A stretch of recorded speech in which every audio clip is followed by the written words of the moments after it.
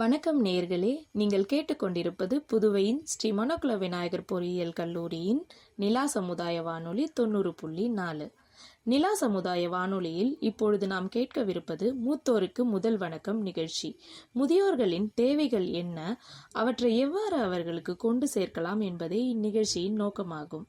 மத்திய அரசின் திட்டமான அடல் வயோ அபியுத யோஜனா மூலம் இன்று மூத்த குடிமக்களுக்கு சட்ட உரிமைகள் என்ன என்பது பற்றி விரிவாக கேட்க உள்ளோம். வாங்கள் அனைவரும் கேட்டு பயனுறுவோம்.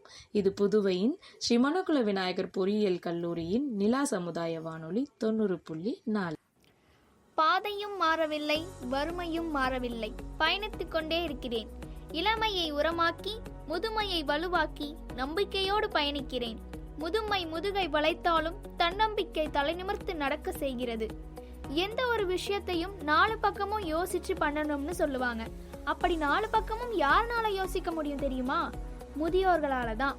பொதுவா மூளை செயல்பாடு 20 வயசுல அதிகமாகவும், நடுத்தர வயசுல கொஞ்சம் நிலையாகவும், வயசாகும் போது அதை விட குறையும்னு சொல்றதெல்லாம் முழுசா உண்மை இல்லையாம். ஞாபக சக்தி, அதாவது அப்பப்போ மூளையில தகவலை சேகரிக்கிறதுக்கான திறன் குறையும். ஆனா வயசானதுக்கு அப்புறம் தான் ஒரு விஷயத்தை பகுத்தறியறதுக்கான திறன் அதிகரிக்குமா. அதுதான் வயசானதுக்கு அப்புறமா அனுபவம் மூலமா கிடைக்கக்கூடிய ஞானம்னு சொல்லுவாங்க.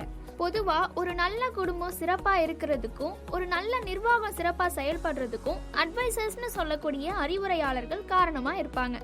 பெரும்பாலும் அந்த அறிவுரையாளர்கள் முதியவர்களா இருப்பாங்க. குடும்பத்துக்கு ஒரு தாத்தா இல்ல பாட்டி, நிறுவனத்துக்கு ஒரு பெரிய ஐயா இல்ல பெரிய அம்மா. ஆமாதானே?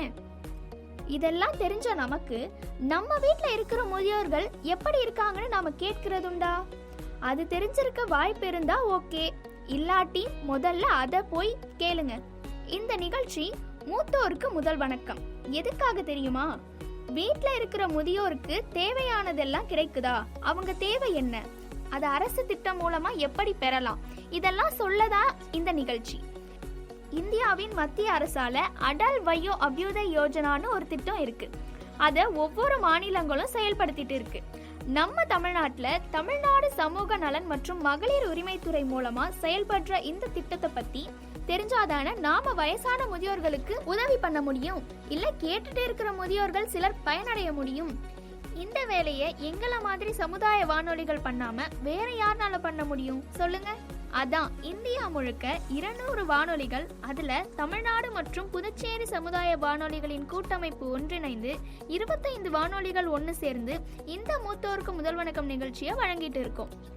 முதல் தொகுப்பை வழங்கினது கடலோசை FM 90.4. 2வது தொகுப்பை வழங்கினது ரேடியோ கோத்தகிரி. இந்த 3வது தொகுப்பை வழங்குறது பெரியார் சமுதாய வானொலி. நிகழ்ச்சிக்குள்ள போறதுக்கு முன்னாடி ஒரு சின்ன முன் சுருக்கம். முதல் தொகுப்புல எல்டர்லைன் தமிழ்நாடு பத்தி பார்த்தோம். ஞாபகம் இருந்தா சூப்பர் சூப்பர், இல்லனா ஞாபகப்படுத்திக்கோங்க. 145667 அதான் மூத்தோருக்கான உதவி எண் 145667. 2வது தொகுப்புல அடல் வயோஸ்ரீ யோஜனா, அதாவது முதியோர்களுக்கு இந்த திட்டம் மூலமா எப்படி அவங்களுக்கு தேவையான காது கேட்கும் கருவி, வீல் சேர் இதெல்லாம் அப்ளை பண்ணலாம்னு பார்த்தோம். இந்த தொகுப்புல எதை பத்தி பார்க்க போறோம்னா, மூத்த குடிமக்களுக்கான சட்ட உரிமைகள் என்னன்னு பார்க்க போறோம். மத்திய சமூக நீதி மற்றும் அதிகாரமளித்தல் அமைச்சகத்தோட இந்த திட்டத்தை எப்படி நம்ம சமூக நலன் மற்றும் உரிமைத்துறை மூலமா பெறலாம்னு பார்க்கலாம். லக்ஷ்மின்ற பேத்தியும் பாரத்ன்ற தாத்தாவும் பேசிக்கிற மாதிரியான ஒரு வானொலி நாடகத்தின் மூலமா இப்போ நாம எல்லா விவரங்களையும் கேட்டு தெரிஞ்சுக்கலாமா? வாங்க நேயர்களே, நிகழ்ச்சிக்குள்ள போகலாம். தாத்தா தாத்தா எங்க இருக்கீங்க? நிகழ்ச்சியை தொடங்கணும்ல, சீக்கிரமா வாங்க. இதோ வந்துட்டேன் செல்லம். நான் என்ன சின்ன பையனா குடுகுடுன்னு ஓடி வர? குடுகுடு தாத்தாமா. அது என்னவோ சரிதான், ஆனா நேயர்கள் எல்லாரும் நம்ம நிகழ்ச்சிக்காக காத்துட்டு இருப்பாங்களே. சரிடாமா, புரியுது புரியுது. இதோ வந்துட்டேன், போகலாமா? வாங்க தாத்தா, நம்ம ஊருக்கே கேக்குற மாதிரி பேச நம்ம சமுதாய வானொலிக்கு போலாம். இந்த மூத்த குடிமக்களுக்கு, அதாவது 60 வயசுக்கு மேல உள்ள முதியோர்களுக்காக பாதுகாக்கிறதுக்கும், அவங்கள மதிப்பளிக்கவும், அவங்களுக்கு தன்னம்பிக்கை கொடுக்கவும் இந்த சிறப்பான மூத்தோருக்கு முதல் வணக்கம் நிகழ்ச்சிக்கு உங்களை அன்போட வரவேற்கிறோம். இந்திய அரசின் சமூக நீதி மற்றும் அதிகாரம் அளித்தல் அமைச்சகமும் இந்திய சமுதாய வானொலி கூட்டமைப்பின் தமிழ்நாடு மற்றும் புதுச்சேரி சமுதாய வானொலியின் பிரிவின் மூலமாக இந்த நிகழ்ச்சி வழங்கப்படுகிறது. இந்த நிகழ்ச்சிக்காக என் கூட சேர்ந்து உங்ககிட்ட பேச வந்திருக்கிறது யாருன்னு பாத்தீங்கன்னா நம்ம பாரத் தாத்தா தான். என் கூட என் அன்பு பேத்தி லட்சுமி தான் இருக்காங்க.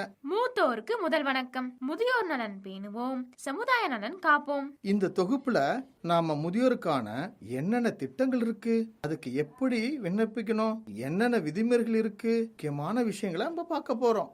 மூத்தோருக்கு முதல் வணக்கம். முதியோர் நலன் பேணுவோம், சமுதாய நலன் காப்போம் என்ற இந்த நிகழ்ச்சியை நம்ம இந்திய அரசின் சமூக நீதி மற்றும் அதிகாரம் அளித்தல் அமைச்சகத்தின் வழிகாட்டுதல்ல நாடு முழுவதும் 200 சமூக வானொலி நிலையங்கள்ல கிட்டத்தட்ட 10 மொழிகளிலும் பல கிளை மொழிகளிலும் ஒளிபரப்புறாங்க. சரியா சொன்ன லட்சுமிமா. நம்ம இந்திய அரசாங்கத்தோட சமூக நீதி மற்றும் அதிகாரம் அளித்தல் அமைச்சகம் ஒவ்வொரு மாநில அரசோட இணைஞ்சி எப்பவும் சமூக நலன் காக்கவும் சமூக நீதி உறுதிப்படுத்தவும் எப்பவும் தயாரா இருக்கும். அது மட்டும் இல்லாம புது புது திட்டங்களை கொண்டு வரவும் அது தேவைப்படுற நேரத்தில் தேவைப்படுறவங்களுக்கு கொண்டு போய் சேர்க்கறதுக்கும், முக்கியமாக ஊனமுற்றோர், பிற்படுத்தப்பட்டோர், அப்புறம் மிகவும் பிற்படுத்தப்பட்டோருக்கான திட்டங்கள் சமூக நீதியை மேம்படுத்துவதற்கான வழிவகை செய்து. இதுல சில முக்கிய முயற்சிகள் நம்ம பார்த்தோம்னா மூத்த குடிமக்களுக்கான ஒருங்கிணைந்த திட்டம், அப்புறம் மூத்த குடிமக்களுக்கு தேசிய உதவி எண் சேவை 145667, அதுக்கப்புறம் முதியோர் பராமரிப்பாளர்களுக்கான பயிற்சி திட்டம், அடுத்ததா மூத்த குடிமக்களுக்கான முதியோர் மேம்பாட்டு திட்டம், அப்புறம் மூத்த குடிமக்களுக்கான ராஷ்டிரிய வயோஸ்ரீ யோஜனா திட்டம், அடுத்து கண்புரை அறுவை சிகிச்சை, அதுக்கப்புறம் மூத்த குடிமக்கள் நலன் பராமரிப்பு மற்றும் நலன் உரிமைகள். இந்த மாதிரி இன்னும் பல வகையான திட்டம் இருக்கு.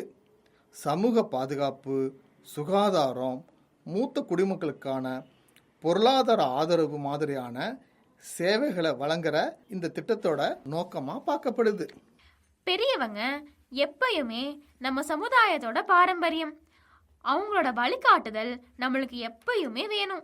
அது மாதிரி நாம எடுக்கிற முக்கியமான முடிவுகளுக்கு அவங்க வாழ்த்துகளும் ரொம்ப முக்கியம் இல்லையா?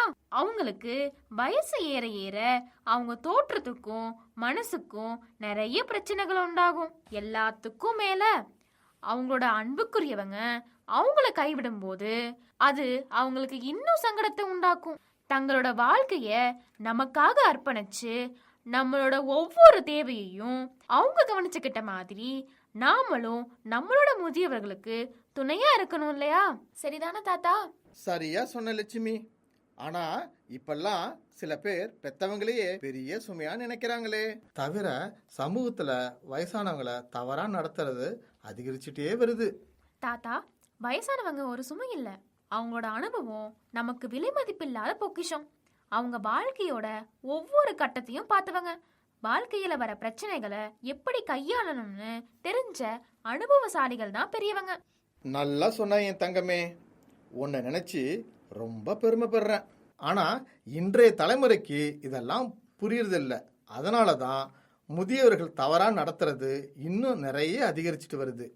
இதுக்கு ஒரு தீர்வு தான் நம்ம இந்திய அரசாங்கத்தோட சமூக நீதி மற்றும் அதிகாரம் அளித்தல் அமைச்சகம் அடல் வயோ அபியுதாய் யோஜனா தொடங்கியிருக்கிறாங்க. மூத்தோர்களை தவறா நடத்துறதை தடுக்கவும், அவங்களுக்கு மனதளவில் நோகடிச்சு சித்திரவதை செய்யறதை தடுக்கிறதும் மற்றும் பல குற்றங்களுக்கு எதிரான விழிப்புணர்வு மற்றும் பாதுகாப்பை வழங்குவதற்கும் முன் வந்திருக்கிறாங்க. நீங்க சொல்றது ரொம்ப சரிதான் தாத்தா. அடல் வயோ அபியுதய யோஜனாவோட திட்டத்தோட நோக்கமே முதியவர்களோட நலனை மேம்படுத்துறதுக்கும் உடல் மற்றும் மன ரீதியான துன்புறுத்தலை தடுப்பதற்கும் தவறான வழிநடத்தல் மற்றும் வன்முறைக்கு எதிரான விழிப்புணர்வை ஏற்படுத்துவதுதான். ஆமா லட்சுமி, அடல் வயோ அபியுதாய் யோஜனா கீழே மூத்தவங்களுக்கான சட்ட ஆலோசனை மற்றும் வழிகாட்டுதலை வழங்க தேசிய உதவி எண், அதாவது இலவச தொலைபேசி எண் 145667 இந்த எண்ணை மக்கள் எல்லாரும் குறிச்சு வச்சுக்கணும். இந்த இலவச தொலைபேசி எண் 14567 இந்த தொலைபேசி எண் முதியவர்களை தவறா நடத்துற சந்தர்ப்பங்கள்ல சட்ட உதவி பெறவும், நிதி சிக்கல்கள் அப்புறம் மற்ற உரிமைகள் சம்பந்தமான தகவல்களுக்கு இந்த உதவி எண் உதவியா இருக்கும். ஆமா தாத்தா, இந்த திட்டத்தின் கீழே நிதி மற்றும் பல திட்டங்கள் ஏற்பாடு செய்யப்பட்டிருக்கு. இது மாதிரி மூத்த குடிமக்களோட சட்ட உரிமைகள் பத்தின விழிப்புணர்வு ஏற்பட்டிருக்கு. இதுக்காக பயிற்சி வகுப்புகள் மூலமாகவும் விழிப்புணர்வு நிகழ்ச்சி மூலமாகவும் முதியோர்கள் அவங்களோட சட்டப்பூர்வ உரிமைகளை புரிஞ்சுக்கவும் பயன்படுத்தவும் வழிவகை பண்ணிருக்காங்க. அதாவது 2007 நலச்சட்டத்தின் கீழ் பெற்றோர் மற்றும் மூத்த குடிமக்களின் பராமரிப்பு மற்றும் பாதுகாப்பு உறுதி செய்யப்பட்டிருக்கு. ஆஹா, என் பேத்திக்கு எவ்வளவு தகவல் தெரிஞ்சிருக்கு. இருங்க தாத்தா, இன்னும் இருக்கு. இந்த திட்டம் பெற்றோர் மற்றும் மூத்த குடிமக்களின் பராமரிப்பு நலச்சட்டம் 2007 சேர்ந்து செயல்பட்டு வருகிறது. முதியோர் இல்லங்கள் மற்றும் பிற பாதுகாப்பு நடவடிக்கைகளை வழங்க நம்ம மாநில அரசுகளை ஆணையிடுகிறது. மூத்த குடிமக்களுக்கு உதவக்கூடிய வகையில சட்ட உரிமைகள் பத்தின விழிப்புணர்வை ஏற்படுத்தவும் சட்டப்பூர்வ வசதிகளை வழங்கவும் இந்த திட்டம் மாநிலங்களை ஊக்குவிக்கிறது. என்ன லட்சுமி அம்மா, உன்னை நினைச்சா எனக்கு அவ்வளவு பெருமையா இருக்கு. அப்படியே இந்த தாத்தா கிட்ட இந்த திட்டமும் மக்களுக்கும் எப்படி போய் சேருதுன்னு சொல்லுவியா? தாத்தா, இந்த திட்டத்தின் கீழே என்ஜிஓக்கள் மற்றும் சட்ட உதவி வழங்க பொது அறக்கட்டளைகள் மற்றும் மூத்த குடிமக்களுக்கான ஆதரவு சேவைகள் போன்றவை அரசு சாரா நிறுவனங்களோடையும் சேர்ந்து செயல்படுது. அடல் வயோ அபியுதய யோஜனாவோட கட்டமைப்பு மற்றும் மூத்த குடிமக்கள் சட்ட உதவியை நாடுவதற்கு இந்த நிறுவனங்கள் உதவி பண்றாங்க. சட்ட உரிமைகள் தொடர்பான அமர்வுகளையும் நடத்துறாங்க. ஆமா ஆமா, இதுல இருந்து நாம புரிஞ்சுக்க வேண்டியது என்ன தெரியுமா? மூத்த குடிமக்கள் யாராவது தவறா நடத்தப்பட்டா அவங்க காவல்துறை அல்லது தன்னார்வ தொண்டு நிறுவனங்களோட உதவியை அணுகலாம். காவல்துறை மற்றும் தன்னார்வ தொண்டு நிறுவனங்கள் கண்டிப்பா உதவுவாங்க.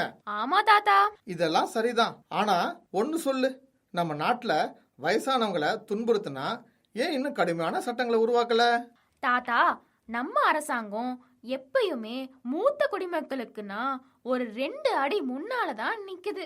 முதியவர்களை தவறாக பயன்படுத்துறதை தடுக்கவும் பெற்றோர் பராமரிப்பு மற்றும் முதியோர் நலனுக்காகவும் நம்ம அரசாங்கம் 2007 மூத்த குடிமக்கள் சட்டத்தை இயற்றியிருக்காங்க. அப்படியா?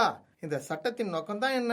இந்த சட்டத்தோட முக்கிய நோக்கமே மூத்த குடிமக்களுக்கான கண்ணியம், மரியாதை மற்றும் சுதந்திரத்தை வழங்குறதுக்கு தான். முதியோர்கள் தங்கள் உறவினர்கள் கிட்ட இருந்தும் குழந்தைகள் கிட்ட இருந்தும் பாதுகாப்பை உறுதி செய்வதற்கு இது பயன்படும். அப்படியா லட்சுமி? அப்ப 60 வயசு ஆச்சுன்னா முதியவர்கள் பிள்ளைங்க கிட்ட பராமரிப்பு வேணும்னு கேட்கலாமா? கேட்கலாமே தாத்தா.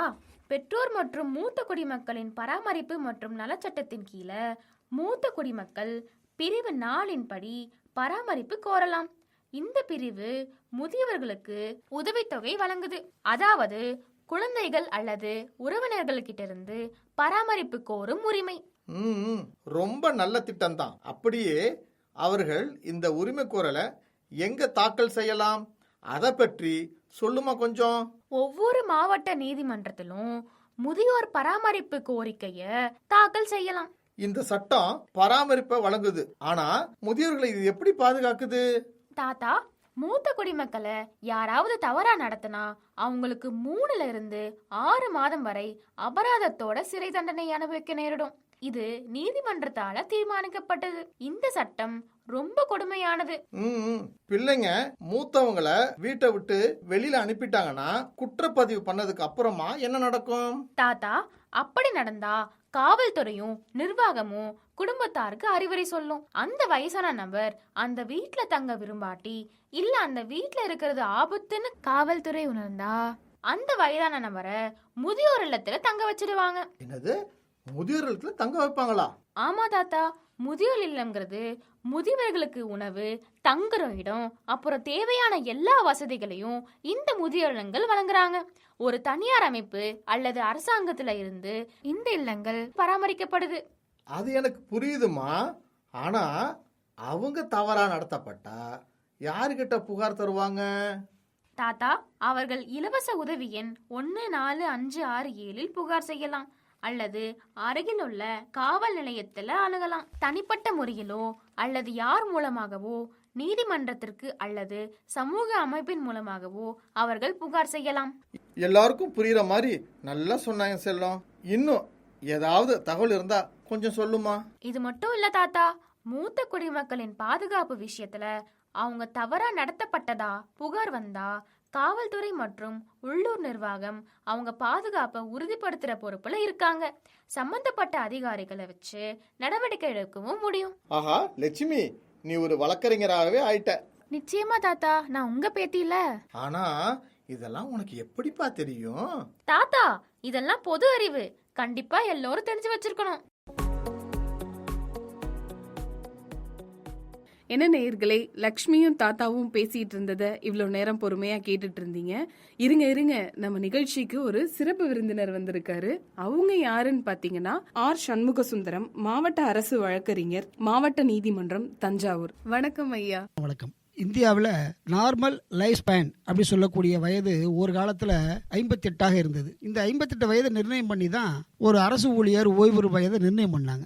58 வயது ஒரு அரசு ஊழியரோ இல்லை ஓய்வு பெறும் வயதுங்கிறது 58 வயதாக நிர்ணயம் பண்ணாங்க. அதன் பிறகு நம்மளுடைய மருத்துவ முன்னேற்றங்கள், மக்களுடைய வாழ்க்கை பாதையில் மாறினது, இதெல்லாம் தாண்டி ஒரு சராசரி இந்தியனுடைய ஆயுள் காலம்ங்கிறது 65 ஆண்டுகளாக ஆகி இப்போ அதனுடைய முயற்சி எப்படி வந்திருக்குன்னு சொன்னால் 72 வருடங்களாக ஆகிறது. இந்த மூத்தோர் அல்லது அந்த பெரியோர் அப்படி சொல்லக்கூடியது 68 வயசு அப்படிங்கிறத தாண்டி 72 வயசு வரைக்கும் வந்துருச்சு இப்போ. ஆனால் 58 வயதில் இருக்கக்கூடிய நடவடிக்கைகள், செயல்முறைகள் அதே 72 வயசுல இருக்குமா அப்படி சொன்னால் இருக்க முடியாது. இருக்கவும் முடியாது, இருக்க வாய்ப்பும் இல்லை. அதனால் என்னாச்சுன்னா இந்த மூத்தோருக்கான பாதுகாப்பு மிகவும் அவசியமாக இருக்கிறது. ஏன்னா சமுதாயம் சொல்லக்கூடியது எல்லாரும் அடங்கியதுதான், மூத்தவர்கள் அடங்கியதுதான் சமுதாயம் என்பது. இந்த சமுதாயத்தில் மூத்தவர்களுக்கு நாம் என்ன மரியாதை செய்யணும், இல்லை அவர்களுக்குள்ள என்ன கஷ்டங்கள் இருக்குது அப்படிங்கிறத பல இடங்களில் லாஜிக்காக பார்க்கும்போது பல விஷயங்கள் நமக்கு தெரிய வருது. முக்கியமாக இந்த இடங்களில் மூத்த குடிமக்கள் அப்படி யாருன்னா பெற்றோர்கள். பெற்றோர்கள்ங்கிறது அம்மா அப்பா 2 பேரையும் குறிக்கும். இப்போ அதையும் தாண்டி பெற்றோர்களை பெற்றவர்கள், தாத்தா பாட்டி, அவங்க எல்லாமும் இப்போ உயிரோட இருக்காங்க. முன்னாடியெல்லாம் பெற்றவர்கள் மட்டும்தான் பாதுகாப்பாக இருப்பாங்க, இல்லை அவங்கள தான் பாதுகாக்கணுங்கிற நிலைமை மாதிரி இப்போ தாத்தா பாட்டி அவங்களையும் நம்ம பாதுகாக்கணும் அல்லது அவங்களுக்கும் நம்ம சிறப்பு செய்யணுங்கிற காலகட்டத்தில் நம்ம நெருங்கி வந்திருக்கிறோம். இது மிக முக்கியமான ஒரு காரணம். குடும்பத்தில் இருக்கக்கூடிய ஒரு கட்டுப்பாடு அல்லது இருக்கக்கூடிய ஒரு குடும்பம் அப்படிங்கக்கூடிய கட்டமைப்பு இருக்குல்ல, அது இப்போ மாறி போச்சு. முன்னாடியெல்லாம் கூட்டு குடும்பம் அப்படி சொல்லுவோம். அந்த கூட்டு குடும்பங்கிறது தாத்தா பாட்டி அப்பா அம்மா சித்தப்பா சித்தி பெரியப்பா பெரியம்மா, இன்னும் சொல்லப்போனா சில இடங்களில் விதவையான அத்தைகள், அத்தையோட கணவர், அத்தையோட குழந்தைங்க, இந்த மாதிரி இருந்த இடங்கள்லாம் மாறி போய் இன்னைக்கு நம்ம தனிப்பட்ட முறையில் வந்துட்டோம். இந்த கூட்டு குடும்பங்கிறது தனி குடும்பமாகிறது எப்படின்னா, தனி குடும்பங்கிறது ஒரு கணவன் மனைவி அவருடைய பெற்றோர் அப்படிங்கிறத தாண்டி சமீப காலமா தனி குடும்பம் அப்படிங்கிறது கணவன் மனைவி பிள்ளைகள் இவ்வளவு மட்டும் சுருங்கி போயிடுது. முன்னெல்லாம் பெற்றோர்கள் காலம் இருந்தெல்லாம் போய் இப்ப ஒரு கணவன் மனைவி அவங்களோட குழந்தைகள் அவங்க மட்டும்தான் இப்ப சார்ந்து இருக்கிற மாதிரி ஒரு குடும்பம் அமைஞ்சு போச்சு. இதுல பெற்றவர்களுடைய கடமை அல்லது பெற்றோர்களுடைய உரிமை அப்படிங்கிறது ரொம்ப கவனிக்கப்பட வேண்டிய விஷயம். ஏன்னா ஒரு பெற்றோர் தனது குழந்தைய அல்லது தனது மகனையோ மகளையோ வளர்க்கறதுக்கு எவ்வளவு கஷ்டப்படுறாங்க, என்னென்ன சிரமப்படுறாங்க, அவங்களுடைய சொத்துக்கள் எவ்வளோ அழிக்கிறாங்க அப்படிங்கிறது நமக்கு எல்லாமே தெரியும். இருக்க காலகட்டத்தில் கல்வி மட்டும்தான் மிகச்சிறந்தது அப்படி சொல்லக்கூடிய ஒரு சூழ்நிலையில் இந்த கல்விக்காக தன்னுடைய உழைப்பு, பொருளாதாரம், சொத்து எல்லாத்தையுமே செலவு பண்ணி செய்யும்போது அந்த சொத்துக்கள்லாம் விரயமாகி தான் கையில் ஒன்றுமே இல்லாமல் பராரியா பிச்சைக்காரனா இருக்கிற ஒரு தகப்பனார் தன்னுடைய மகனையோ மகளையோ எதிர்பார்த்திருக்கிற சூழ்நிலை இப்போ அமைஞ்சு போச்சு. ஆனால் அந்த மாதிரி இருக்கக்கூடிய நிலைமையில அந்த மகனோ மகளோ தனக்கு செய்யக்கூடிய கடமைகளை அல்லது உரிமைகளை கொடுக்க மாட்டேங்கிறாங்க. பெற்றோர்கள் ரொம்ப சொல்லனாத ஒரு துயரத்துல, மன கஷ்டத்துல ரொம்ப கஷ்டப்பட்டு சில இடங்கள்ல இருக்கிறாங்க. அதாவது சில இடங்கள்ல இருந்தாலும் கூட அவர்களுக்கு உரிய மரியாதை கிடைக்கல. இதெல்லாம் தாண்டி தான் இதுக்காக தான் முன்னாடி என்ன செஞ்சிட்டாங்கன்னா 1973 குற்றவியல் நடைமுறை சட்டம் அப்படிங்கிற சட்டத்தின் கீழே பிரிவு 125, அந்த 125 கேட்டீங்கன்னா maintenance to the wife and parents. அதுல ரொம்ப மிக முக்கியமாக அந்த காலகட்டத்தில் 73 வந்தெல்லாம் மனைவிக்கு பராமரிப்பு தொகை, ஜீவனாம்ச தொகை கொடுக்கறது அப்படி இது மட்டும்தான் குறிக்கோளாகவும் முக்கியமாகவும் இருந்துச்சு. அந்த சட்டத்திலேயே அந்த சட்டப்பிரிவிலேயே பேரண்ட்ஸுக்கும் இருக்குது. ஆனா அதை நம்ம சிறப்பாக பயன்படுத்தல. குற்றவியல் நடைமுறை சட்டம் பிரிவு 125, if a person unable to maintain herself தான் இருக்கும். அதுல தன்னுடைய சட்டப்படியான மனைவி தன்னை தானே பராமரித்துக் கொள்ள முடியாத சூழ்நிலையில் கணவனிடம் ஜீவனாம்சம் கேட்கலாம் அப்படிங்கிற சட்டக்கூறு சொல்லுது. அதே சமயத்துல இதெல்லாம் தாண்டி 73க்கு பிறகு பெற்றோர்கள் அப்பாவோ அம்மாவோ தான் பேர்ல இருக்க சொத்துக்களை குழந்தை பேர்ல எழுதி கொடுத்துட்டு தான் பேர்ல வந்த பிறகு அந்த பெற்றோரை பராமரிக்கிறதுக்கோ அல்லது அவங்களை உதாசீனப்படுத்துறதுக்கான சூழ்நிலை அமைஞ்சு போச்சு. அதுல முக்கியமானது அந்த பேரண்ட்ஸ் மூத்தவர்கள் மற்றும் பெற்றோர்களுக்கான பாதுகாப்பு சட்டம், protection of parents and senior citizens சொல்றாங்க. அதுல அந்த ஆக்ட் 2007 மிக முக்கியமா சொல்றது அவங்களுடைய சீனியர் சிட்டிசன்ஸ் பேரண்ட்ஸோட டிகினிட்டி, அவங்களுடைய சுயமரியாதை. நமக்கு எப்பவுமே கிடைக்கக்கூடியது நம்ம தமிழ்நாட்டை பொறுத்தவரையிலும் யாருமே எதிர்பார்க்கக்கூடியது சுயமரியாதை, பகுத்தறிவு, சுயமரியாதை சார்ந்த சமூகம் நம்ம தமிழ் சமூகம். அந்த மாதிரி இருக்கிற சமூகத்தில் தனக்கு உரிய அந்தஸ்தோ அல்லது மரியாதையோ கிடைக்காம போயிடுது அப்படிங்கிறது தான் பல பெற்றோர்களுடைய இதா இருக்குது. சோத்துக்கெல்லாம் கூட இருக்கலாம், அவமரியாதைப்படுத்துறத தாங்கிக்க மாட்டேங்கிறான். அதுதான் இப்ப இருக்கக்கூடிய ஒரு நிதர்சனமான சூழ்நிலை. இதுக்கு மிக முக்கியமான காரணம், ஒரு காலகட்டத்தில் பெற்றோர்களை சார்ந்து பொருளாதார நிலை இருந்துச்சு. இப்ப அப்படி இல்லை. பெற்றோர்கள் சார்ந்து இல்லாத சூழ்நிலையில பொண்ணோ பையனோ ஒரு பெரிய குடும்பத்தில் இருக்கும்போது சாஃப்ட்வேர் இன்ஜினியர் ஆகிறாங்க. ஒரு சாதாரண மிடில் கிளாஸ் ஃபேமிலி, அந்த மாதிரி இருக்க குடும்பத்தில் சாஃப்ட்வேர் இன்ஜினியர் ஆயிட்டானா அந்த பையன் ஒரு 5 வருஷத்துக்குள்ள 1 லட்சம் ரூபா 1.5 லட்சம் ரூபா சம்பாதிக்காத சூழ்நிலை அமைஞ்சு போயிடுது. அதனால என்ன பண்றாங்கன்னா அந்த பையனோ பொண்ணோ அந்நியப்பட்டு போயிடுறாங்க. பொருளாதாரத்துக்கு பெற்றோர்களை கையேந்த வேண்டிய நிலைமை இல்லாம போயிடுது. இந்த சூழ்நிலையில பெற்றோர்கள் அவங்கள நம்ம மதிக்க மாட்டேங்கிறாங்க அப்படிங்கிற ஒரு எண்ணமும் பெற்றோர்களுக்கு உருவாது. அவங்களும் குழந்தைகளும் பெற்றோர்களை இது சம்பந்தமா பெருசா சீரியஸா கண்டுக்கிறது இல்லை. ஏன்னா அவங்களுக்கு எதுவும் தெரியாது அப்படின்னு இவங்க நினைக்கிறாங்க. நான் எனக்கு தெரிஞ்சது இப்போ சாதாரண ஒரு சின்ன விஷயம், ஒரு லோன் வாங்குறாரு, வீடு கட்டுறதோ லோன் வாங்குறாரு, இல்லை வீடு வாங்குறதா லோன் வாங்குறாரு அப்படி சொன்னா அது சம்பந்தமான ஒரு கருத்து பரிமாற்றம் கூட பெற்றோர்கிட்ட செஞ்சுக்கிறது இல்லை. பிள்ளைங்க கேட்டா எனக்கு தெரியும், நான் பணம் கட்டுறேன், எனக்கு முடியும், நான் கட்டுறேன். ஏண்டா தம்பி இவ்வளோ தூரம் இவ்வளோ செலவு பண்ணணுமே, நீ இஎம்ஐயே மாதம் 60,000 கட்டணுமே, எப்படி கட்டுவேன் என்ன ஏதுன்னு கேட்டால் நீங்கள் அதை பற்றி கவலைப்படுறீங்க அப்படின்னு நம்மள ரொம்ப கேஷுவலாக உதாசீனப்படுத்துறாங்க. இந்த உதாசீனப்படுத்துறது தான் பெற்றோர்கள் அந்த மூத்த மக்கள் இருக்காங்கல்ல, மூத்த குடிமக்கள் அப்படிங்கிறவங்க மிகப்பெரிய ஒரு மன உளைச்சலை உண்டாக்குது. இதை தாண்டி நான் ஏற்கனவே சொன்ன மாதிரி ஒரு அரசு அலுவலரோ அல்லது ஒரு பெரிய தொழிலதிபரோ தன்னிட்ட இருக்கக்கூடிய சொத்துக்களை யாரு தான் பிள்ளை தானே, பையன் தானே, பொண்ணு தானே அப்படி எழுதி வச்சிடறாங்க. சொத்தை எழுதி வச்சதுக்கு பிறகு அவங்களுடைய மனநிலை மாறி போயிடுது. அதுக்கு மிக முக்கியமான உதாரணம், ஒரு கவர்மெண்ட் சர்வீஸ்ல இருக்க ஒரு பையன் தான் பேர்ல இருந்தாதான் வீடு கட்ட முடியும், நிலமா இருக்கும், பணையா இருக்கும். அவர் என்ன செய்வாரு, என் பேர்ல இருந்தாதான் நான் வீடு கட்ட முடியும், அதனால என் பேர்ல மாத்தி கொடு அப்படி சொல்றாரு. அந்த மாதிரி மாத்தி கொடுத்ததுக்கு பிறகு அவருடைய மனநிலை மாறி போயிடுது, உதாசீனப்படுத்துறாரு. இப்பதான் இது ஆண்களை விட பெண்கள் பேர்ல இருக்கக்கூடிய சொத்துக்களை அபகரிக்கிறது தான் மிகப்பெரிய கொடுமையா இருக்குது. அதுவும் முன்னெல்லாம் பையனுங்க உதாசீனப்படுத்துறதை விட பெண்களே இப்ப பெண் பிள்ளைகள் தான் பற்றும் பாசமா இருப்பாங்க அப்படி சொல்லக்கூடிய காலம் மாறி போய் பெண் பிள்ளைகளே அம்மா பேர்ல இருக்க சொத்துக்களை எழுதி வாங்கினதுக்கு பிறகு அவங்களை உதாசீனப்படுத்துறது. இந்த மாதிரி இருக்கிற சூழ்நிலை வந்தது பிறகுதான் இந்த 2007 சட்டம், புது பாதுகாப்பு சட்டம் ஒன்று வருது. இந்த 2007 பாதுகாப்பு சட்டத்தில் அவங்க என்ன செய்யலாம்னா, அந்த மாதிரி எழுதி கொடுத்த சொத்துக்களை உதாசீனப்படுத்திட்டாலோ அல்லது நிராகரிச்சிட்டாலோ, பெற்றோர் நிராகரிச்சிட்டாலோ திரும்ப பெறுவதற்கான சட்ட வழிவகை அதில் சொல்லுது. அதுக்கு ஆடி ஓட்ட நீங்கள் ஒரு மனு கொடுத்தீங்கன்னா அவங்க விசாரணை நடத்துவாங்க. அந்த விசாரணை நடத்தி அதில் உண்மை இருக்கும் பட்சத்தில், அவங்க சொல்லக்கூடிய குற்றச்சாட்டில் உண்மை இருக்கும் பட்சத்தில் அவங்க எழுதி கொடுத்த பத்திரத்தை ரத்து பண்ணுறதுக்கான அதிகாரமும் அந்த கோட்டாட்சியர், வருவாய் கோட்டாட்சியருக்கு கொடுக்கப்பட்டிருக்கு இந்த சட்டத்தின் கீழே. இதை எதிர்த்து நீங்கள் எப்படி என்ஃபோர்ஸ் பண்ணுறதுன்னு அந்த சட்டத்தில் வழிமுறை இருக்குது. இதை எதிர்த்து நீங்கள் டிஸ்ட்ரிக்ட் கலெக்டரேட் ட்ரிபியூனல் போகலாம். இந்த ஆடிஓங்கிறது ட்ரிபியூனல். இதை எதிர்த்து இந்த உத்தரவை எதிர்த்து நீங்கள் மேல்முறை செய்யறதுக்கு டிஸ்ட்ரிக்ட் கலெக்டரேட் மேல்முறை செய்யலாம். அதற்கான வாய்ப்புகளும் இருக்குது. அந்த மாதிரி இருக்கிறதுனால முதியோர்கள் பாதுகாப்பான ஒரு சூழ்நிலை வாழ்றதுக்கு அல்லது தங்களுடைய உரிமைகளை நிலைநாட்டிக் கொள்வதற்கு அல்லது நான் சொன்ன மாதிரி ஏற்கனவே டிகினிட்டி இருக்குல்ல, அதை தக்க வச்சுக்கிறதுக்கான ஒரு பாதுகாப்பாக இந்த சட்டம் அமையப்பட்டிருக்குது. இப்போ இதெல்லாம் தாண்டி இப்போ என்னன்னு கேட்டிங்கன்னா, சமீப ஒரு 10 வருஷமாவே ஓல்ட் ஏஜ் ஹோம் ட்ரீசல் மாதிரி வந்துருச்சு. எப்படி லேடிஸ் ஹாஸ்டல் வந்துருச்சோ அதே மாதிரி ஓல்ட் ஏஜ் ஹோம் ட்ரீசல் மாதிரி வந்துருச்சு. வீட்டில் பெற்றோர்கள் அல்லது பெரியவர்களுடைய சில இதை தாங்க முடியல. ஒன்று சின்ன உதாரணம், 60 வயசு இல்லை 65 வயசு மேலே போயிடுச்சு சொன்னால் சிறுநீர் கழிகிறதுங்கிறது ரொம்ப ஈஸியாக வந்துடும். இவர் போகிறதுக்குள்ளேயே சிறுநீர் கழிச்சுவார். இதெல்லாம் இப்போ என்ன பண்ணுறாங்கன்னா பெரிய ஒரு அருவருப்பாக நினைக்கிறாங்க. அவங்களுக்கு 65 வயசு ஆகும்போது என்ன நினைப்பாங்கிறது தெரியல. அவங்களுக்கு 65 வயசு ஆடிச்சு சொன்னால் அவங்களுக்கு கிடைக்கக்கூடிய இயற்கை உபாதைகளை சின்ன விஷயம்தான். அது ஒரு பெரிய மேட்டரே கிடையாது. நம்ம குழந்தை இருந்தால் என்ன போனால் என்ன பண்ணுவோம், தொடச்சிக்க மாட்டோமா, டெட்டால் போட்டுக்க மாட்டோமா, அது மாதிரி செஞ்சுக்கலாம். ஆனால் இதெல்லாம் காரணமாக சொல்லி இவங்களை தள்ளி விடுறதுக்கு, வெளியில் தள்ளி விடுறதுக்கு, இல்லை முதியோர் இல்லத்தை தள்ளி விடுறதுக்கான ஒரு காரணிகளாக இதை வச்சுக்கிறாங்க. இது இப்போ இந்த ஓல்டேஜ் ஹோம் வந்துருச்சு. அதையும் ரெகுலேட் பண்ணுற மாதிரி இப்போ 2014 சட்டங்கள் வந்துருச்சு. அதனால் ஏன்னா வயசாக அவங்களுடைய உணவு பழக்க வழக்கங்கள் மாறும், அவங்களுடைய சுகாதாரம் உடல்நிலை இருக்குல்ல அது மாறக்கூடிய ஒரு சூழ்நிலையும் அமைப்பு இருக்குது. அதெல்லாம் கவனிக்கிறதுக்கான காரணங்கள் இல்லாமல் போய் இப்போ பெட்ரோலை உதாசீனப்படுத்தக்கூடிய ஒரு சூழ்நிலை அமைஞ்சு போயிடுச்சு.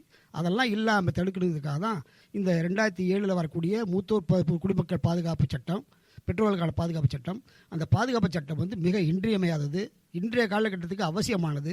இதன் அடிப்படையில் இதை வச்சுக்கிட்டு ஏமாந்த பெற்றோர்கள் அல்லது ஏமாற்றப்பட்ட பெற்றோர்கள் அவங்க தங்களுடைய உரிமையை நிலைநாட்டிக் கொள்வதற்கு மிகப்பெரிய ஒரு வாய்ப்பாக இந்த சட்டம் அமைஞ்சிருக்குது. அதே மாதிரி குடும்ப உறவுகளும் சீரடைகிறதுக்கான ஒரு சூழ்நிலை இருக்குது. இப்போ நம்மளே வந்து இதெல்லாம் பார்க்க என்ன ஆகுதுன்னா, நம்ம குடும்பத்தில் நமக்கு உள்ள ஒரு நம்ம சொத்தை விட்டுற வேண்டாம், நம்ம பிள்ளைக்கு கொடுத்துட வேண்டாம், என்ன தான் நம்ம பாசமாக வளர்த்தாலும், என்ன தான் நம்ம அறிவு போட்டினாலும், என்ன தான் அந்த பையன் உயரத்துக்கு போனாலும், நம்ம மரியாதை காப்பாற்றிக்கணும், சுயமரியாதையோடு இருக்கணும், நம்மளுடைய டிகினிட்டியை விட்டு கொடுத்துடக்கூடாதுங்கிறதுக்காக நம்ம கையில் பணம் இருந்தால் தான் நம்மளை வந்து மதிப்பாங்க. அப்படிதான் நம்மகிட்ட இருக்க சொத்துக்களை கூட மகன்களுக்கோ மகளுக்கோ எழுதி வைக்கக்கூடிய சூழ்நிலை இல்லாமல் ஒரு அமைஞ்சு போச்சு. இப்போ இதெல்லாம் வந்து இந்த சமுதாயத்தை வேற ஒரு பாதை கொண்டு போகக்கூடிய ஒரு நிலைமையாக இருக்குது. அந்த மாதிரி இல்லாமல் அதெல்லாம் தடுக்கிறதுக்காக இந்த சட்டம் வந்து மிகவும் பயன்படும். அதனால் இதை பற்றின விஷயங்களை யாராச்சும் கேள்வி கேட்குறதா கேளுங்க. ஐயா, மூத்தவங்களுக்கான சட்ட ஆலோசனைகள் பற்றி ரொம்ப அருமையாக சொன்னீங்க ஐயா. ரொம்ப எளிமையாக எல்லாருக்கும் புரிகிற மாதிரியும் இருந்துச்சு. எனக்கு ஒரு சந்தேகம் ஐயா. இப்போ வந்து பெற்றோர்கள் வந்து தன்னோட பையன்கிட்டயோ இல்லை பொண்ணுக்கிட்டேயோ அவங்களோட சொத்து எல்லாத்தையும் எழுதி கொடுத்த பிறகு அவங்க கையில் எதுவுமே இருக்காது.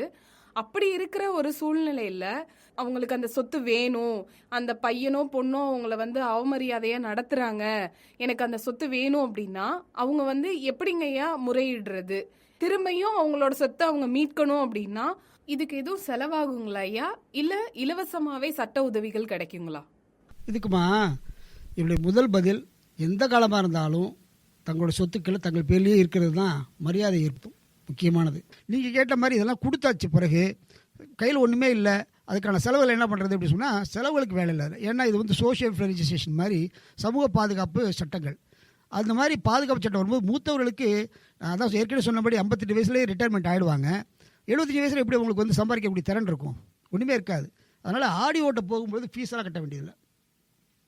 ஆடி ஓட்டை ரெப்ரசன்ட் பண்ணும்போது, கோட்டாட்சியர் ரெப்ரசன்ட் பண்ணும்போது நீங்கள் காரணங்களை சொன்னீங்கன்னா அவங்களே வந்து அதை செலவு பண்ணாமல் ரத்து பண்ணி கொடுத்துருவாங்க. அதில் வந்து வக்கீல் நியமனம் பண்ணிக்கலாம், நீங்களே ரெப்ரசன்ட் பண்ணலாம், அல்லது வக்கீலும் ரெப்ரசன்ட் பண்ணலாங்கிற மாதிரி இப்போ சட்டங்களில் வந்து ஒரு திருத்தம் வந்துருக்குது.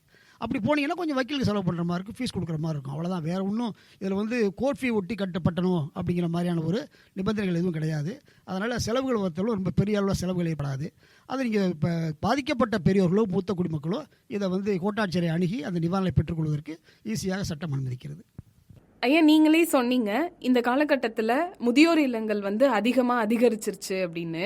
முதியோர் இல்லங்கள் நடத்துறதுக்கு ஏதாவது வரைமுறைகள் இருக்கா, இல்லை இப்படிதான் நடத்தணும்னு சட்டம் எதுவும் சொல்லுதாங்க ஐயா? அதாவது இந்த மாதிரி முதியோர் இல்லங்கள் வந்து நான் ஏற்கனவே சொன்ன மாதிரி முதியோர் இல்லங்கள் புற்றீசல் மாதிரி பெருகிட்டு வருது. இப்போ அதுக்கு காரணம் கூட்டு குடும்பங்கிற அந்த கான்செப்ட் இல்லாமல் போனதுனால தான் முதியோர் இல்லங்கள் பெருகிட்டு வர்றது காரணம்.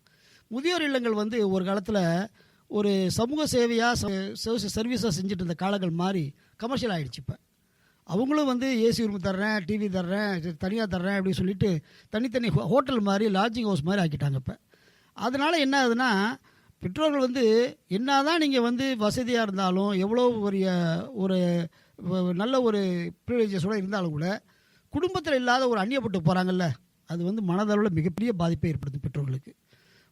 பையனோடையோ பொண்ணோடையோ பேரப்பிள்ளைகளோட இருக்கிற ஒரு சூழ்நிலையோ அமைப்போ தனியார் இல்லத்துக்கு தனியார் ஓய்வு முதியோர் இல்லங்களில் இருக்கும் பொழுது கிடைக்காது.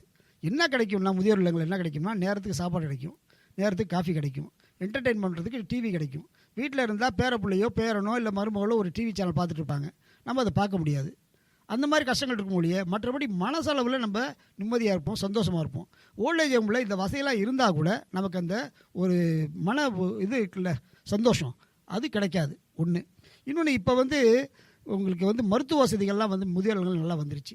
அந்த முதியோர் இல்லங்களை வந்து பராமரிக்கிறதுக்கு எப்படி பண்ணுறாங்க, அந்த முதியோர் இல்லங்களை வந்து ஒழுங்குபடுத்தக்கூடிய ஒரு சட்டங்கள் இப்போ 2014 தமிழ்நாடு அரசாங்கம் கொண்டு வந்திருக்குது. அந்த சட்டத்தின்படி முதியோர் இல்லங்கள் எப்படியெல்லாம் வந்து பராமரிக்கப்பட வேண்டும், அவளை வரக்கூடிய முதியோர்களை எப்படி வந்து நீங்கள் வந்து பார்க்கணும் அப்படிங்கிறதெல்லாம் வந்து சொல்லியிருக்காங்க. மருத்துவ உதவி வந்து முதியோர் இல்லங்களில் கடுமையாக கரெக்டாக செய்யணும் அப்படிங்கிற விஷயத்த சொல்கிறாங்க. அதே மாதிரி முதியோர்களை முறையாக பராமரிக்கணும் அப்படின்னு சொல்கிறாங்க.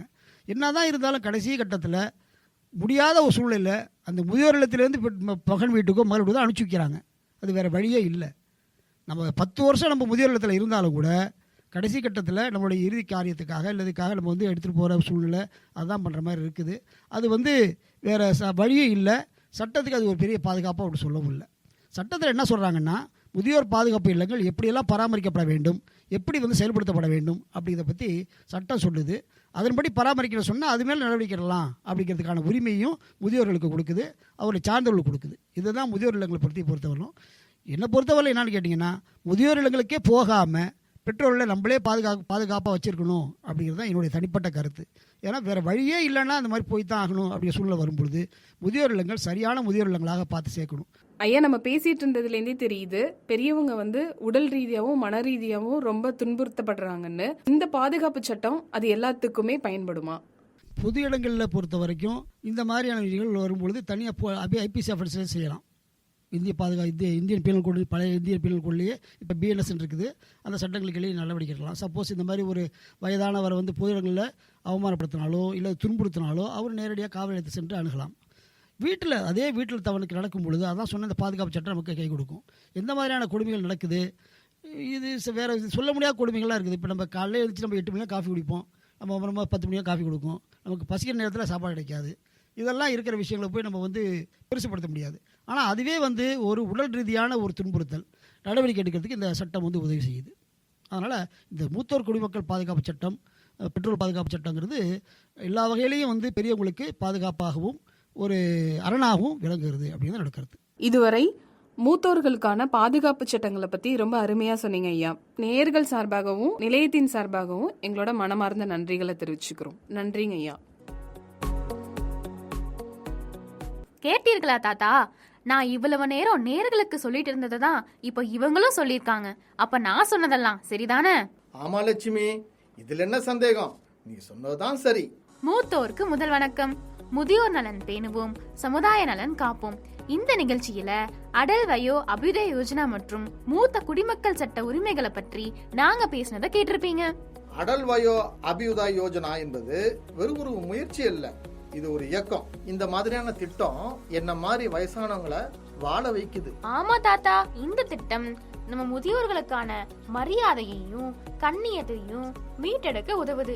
அது அவர்களுக்கு எதிரான குற்றங்களை தடுக்கவும் அவர்களின் வாழ்க்கை தரத்தை உயர்த்துவதற்கும் அதிகாரம் அளிக்கிறதுல முக்கிய பங்கு வகிக்குது. முதியோர்களுக்கு நடக்கிற கொடூரங்களையும் சித்திரவதையையும் எதிராக குரல் எழுப்புது. ஆமா நேயர்களே, முதியவர்கள் நம்மளோட பெருமை, நம்ம மரியாதை, அவங்க அடையாளம் நமக்கு சுயமரியாதை உண்டாக்கும். அவர்களின் அனுபவமும் அறிவும் நமக்கு பொக்கிஷம். இந்தியா நமது தேசம், நமது பெருமை. முதியோர்கள் எங்கள் முன்னோடிகள் என நினைச்சு பெரியோர்களையும் சட்டங்களையும் நாம் பாதுகாப்போமா? இந்தியா நமது தேசம், பெருமைக்குரியது எங்கள் பெரியவர்கள், எங்கள் தேசத்தின் பெருமை.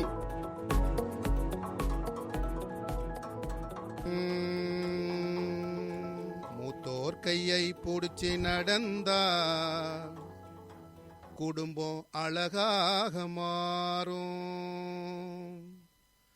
அவர் ஆசைப்பட்டு கொஞ்சும் போது குடும்பம் அழகாக மாறும். பார்க்கத்தான் ஆளு கொஞ்சம் தளர்வாக இருப்பாரு, பிச்சிப்பூ போலத்தான் எங்களையா சிரிப்பாரு. பார்க்கத்தான் ஆளு கொஞ்சம் தளர்வாக இருப்பாரு, பிச்சிப்பூ போலத்தான் எங்களையா சிரிப்பாரு. மூத்தோர் கைய பிடிச்சி நடந்தா குடும்பம் அழகாக மாறும். அவர் ஆசைப்பட்டு கொஞ்சும் போது குடும்பம் அழகாக மாறும். சமுதாய வளம் பெறவே மூத்தோர் சொல்லை கேட்போமே, சமுதாய வளம் பெறவே மூத்தோர் சொல்லை கேட்போமே. மூத்தோர்கள் என்றைக்குமே அனுபவத்தின் ஆசானே, மூத்தோர்கள் என்றைக்குமே அனுபவத்தின் ஆசானே. அவர் வழி நாம் நடந்தால் கவலைகள் தீர்ந்திடுமோ, அவர் வழி நாம் நடந்தால் கவலைகள் தீர்ந்திடுமோ. அறக்கருத்தை போதிக்கும் ஆத்திச்சுடி மன்னவனே, அறகருத்தை போதிக்கும் ஆத்திச்சுடி மன்னவனே. மூத்தோர் கைய பிடிச்சி நடந்தா குடும்பம் அழகாக மாறும். பாடுபட்டு சேர்த்த பணத்தை பங்கிட்டு தான் கொடுப்பாரு. பேர பிள்ளைகளை தோளில் போட்டு சுமப்பாரு. பாடுபட்டு சேர்த்த பணத்தை பங்கிட்டு தான் கொடுப்பாரு. பேர பிள்ளைகளை தோளில் போட்டு சுமப்பாரு. தனக்கு கொடுத்த தின்பண்டத்தை மறைச்சி மறைச்சி கொடுப்பாரு. விடிய விடிய கதைகள் சொல்லி குழந்தைகளை வளர்ப்பாரு. தனக்கு கொடுத்த தின்பண்டத்தை மறைச்சி மறைச்சி கொடுப்பாரு. விடிய விடிய கதைகள் சொல்லி குழந்தைகளை வளர்ப்பாரு. மூத்தோர்களை பத்திரமா பாதுகாக்க வேண்டுமையா. அவர்களை தனித்து விட கூடாது. அவர்களை தனித்து விட கூடாது. பாதுகாக்க வேண்டும் ஐயா. மூத்தோர் கைய பிடிச்சி நடந்தா குடும்பம் அழகாக மாறும். ரத்தம் சிந்தி உயிர் கொடுத்த மூத்தோர் வழி நாம் நடந்தால், ரத்தம் சிந்தி உயிர் கொடுத்த மூத்தோர் வழி நாம் நடந்தால் சமுதாய வளம் பெறும் எல்லளவும் மாறும் இல்ல. சமுதாய வளம் பெறும் எல்லளவும் மாறும் இல்ல. மூத்தோர்களை காத்திடவே அரசு பல திட்டங்களை, மூத்தோர்களை காத்திடவே அரசு பல திட்டங்களை கொடுத்திருக்கு கவனத்தில் கொண்டு செயல்படவும் வேண்டுமையா. உடல் நலம் பேண வேண்டி மூத்தோர்கள் பழக வேண்டும். அரசு திட்டங்களை புரிந்தி நாம செயல்பட வேண்டும். அரசு திட்டங்களை புரிந்தி நாம செயல்பட வேண்டும். மூத்தோர் வழி நாம் நடந்தால் குடும்பம் அழக மாறுமையா. மூத்தோர் வழி நாம் நடந்தால் சமுதாயம் வளம் பெறும். மூத்தோர் கைய பிடிச்சி நடந்தா குடும்பம் அழகாக மாறும். அவர் ஆசைப்பட்டு கொஞ்சும் போது குடும்பம் அழகாக மாறும். குடும்பம் அழகாக மாறும். என்ன நேயர்களே, அனுபவ பெட்டகமான நம்ம வீட்டு முதியோர்களுக்கும் இதை கேட்டுக்கொண்டிருக்கும் உங்களுக்கும் இந்த நிகழ்ச்சி பயனுள்ளதாக இருந்திருக்கும்னு நம்புகிறேன். சமூக நீதி மற்றும் அதிகாரமளித்தல் அமைச்சகம் மூலம் இதுவரை நமக்கு தெரியாத பல தகவல்களை அறிந்து கொள்ள ஒரு வாய்ப்பாக இந்த நிகழ்ச்சி அமைந்திருக்கும்னு நம்புகிறோம். இதுவரை நீங்கள் கேட்டுக்கொண்டிருப்பது புதுவையின் ஸ்ரீ மனோகுல விநாயகர் பொறியியல் கல்லூரியின் நிலா சமுதாய வானொலி 90.4. நன்றி.